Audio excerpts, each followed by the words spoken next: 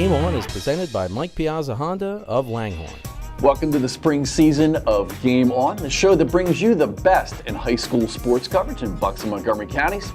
I'm your host, Jeff Bideman, and I'm joined here today by Jen Wilgus and Todd Thorpe. And it's springtime, and our attention turns to the outdoors, and it's especially here, the diamonds for baseball and softball. All right, Jen, we'll start with softball. This is a very competitive area for softball, no doubt about it. A lot of state champions have come out of this area. And I guess the question to start the year off is Neshaminy the best team in the area? Well, Jeff, yeah, that's a good point, because Todd and I were actually talking about this before we started shooting. Of all the sports we cover, what are the sports where teams in our area make the biggest impact on the state level? Right. And I think baseball and softball are right up there, especially softball. And Neshaminy is a team that I have covered in the state championship game twice since I joined the company in 2002, the last being in 2013 when they dropped a heartbreaker in extra innings out at State College. But yeah, Neshaminy is one of those programs that every single year you can pencil them in for being at the top of District 1. They were the top seed in District 1 last year and lost in the first round. So, I mean, I don't need to set the stage any more dramatic than that for this season when they have a lot of really great players back. Their coach, Dave Ciccoletti, just picked up his 100th win in only 6 seasons, and that just goes to show you how strong the program is.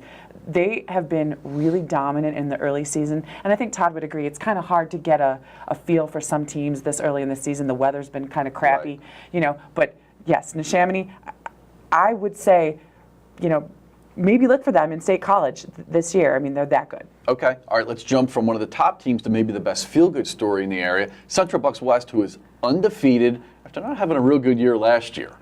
Right. In fact, looking back through footage from past seasons, we didn't really have anything of CB West because I didn't go out and shoot them because they just weren't one of our top teams. They only won 6 games last year. Right.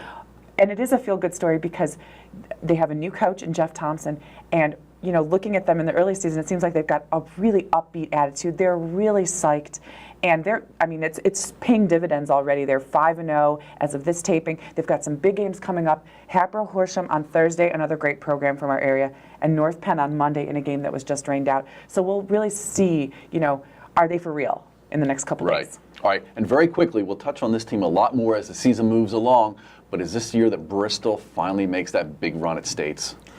Yeah, another program with a great coach in Mike Lawley, who actually gave Dave Ciccoletti his start at Bristol.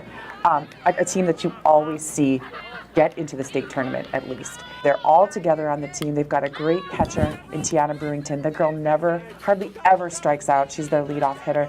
Kate Santana at third base, and Brianna Veerling, a young pitcher who picked up some great experience last year. So, I mean, I hate to look way ahead, but it really is the question, what will Bristol do in the state tournament? Because you know they're going to make it. Right. Wow. So right away, 3 teams worth following just this early in the year. All right, Todd, I'm sure you'd probably much rather be out shooting this segment outdoors like you did last year, but it's great to have you in the studio here. We'll jump right into baseball. One of the top teams in our area, Central Bucks South, off to a fast start. And in Dan Klepchak, they might have one of the best pitchers in all of southeastern Pennsylvania. Yeah, Jeff, it's true. They went, in this time of the year when it's so cold, when you're wearing layers, you know, pitching's ahead of hitting. Right. And so far, Dan Klepchak's been outstanding. He's 3-0. He's pitched complete games in all 3 of his starts. He pitched a 1-hitter against Neshaminy in the first game of the year, and now he's won 2 big league games over 2 of the better teams in the state in the last few years. So that's been a key to them getting off to the start they have. And it's big, too, because they got a first-year coach in Brian Klump, who went to Archbishop Wood and previously coached at Archbishop Wood, and he takes over a program that's in real good shape. Mike Schaefer had been there a while, won a district title 4 years ago there, and that's a good program that he's taken over. And his first year, he has a chance. They're off to a 3-0 start in the league with wins over North Penn, Hatboro Horsham, and Penridge. So who might have been the 3 best teams last year absolutely. in the league, no doubt about it. All right, speaking of top players, we have Holy Ghost Prep shortstop Nolan Jones, who might be not only the best player in the area, he's arguably the best player in the entire state. And oh, by the way, the Firebirds are also undefeated. Well, that Holy Ghost is doing well in the BAL. Isn't a surprise. They're always great. That's a great program, too. But in Nolan Jones, he's really the guy that this year you look towards. He's a senior. He committed to the University of Virginia in the past. But most impressive about is what he's done in the offseason to where, you know, he played with Brandon McElwain, formerly of Council Rock North, now at the University of South Carolina.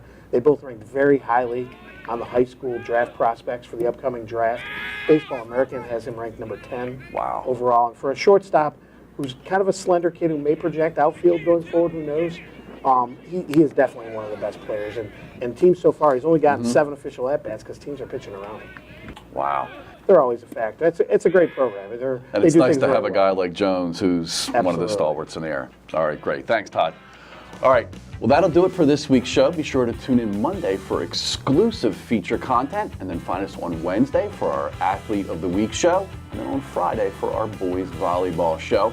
You can also find us on Facebook and Twitter at HS Game On. Thanks again for watching, and we will see you next Thursday for our next baseball and softball show.